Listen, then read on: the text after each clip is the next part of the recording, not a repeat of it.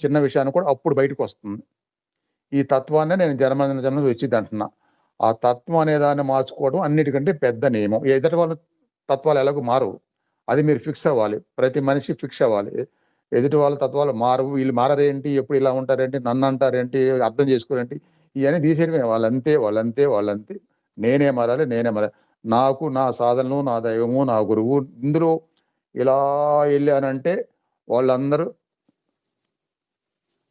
అన్నట్టుగా డిసైడ్ అయ్యేదంటే కొంతకాలం ఆ థాట్‌లో ఉన్నారంటే, అప్పుడు వాళ్ళందరూ కూడా మీరు ఎవరైతే దేని గురించి అనుకున్నారో వాళ్ళందరూ మీ గొప్పతనాన్ని చూసి అప్పుడు సిగ్గుపడతారు. అప్పుడు పశ్చాత్తాపపడతారు.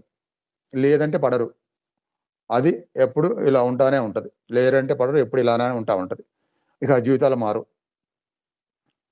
అందుకని కొంతకాలం అన్నిటిని పక్కన పెట్టాలి.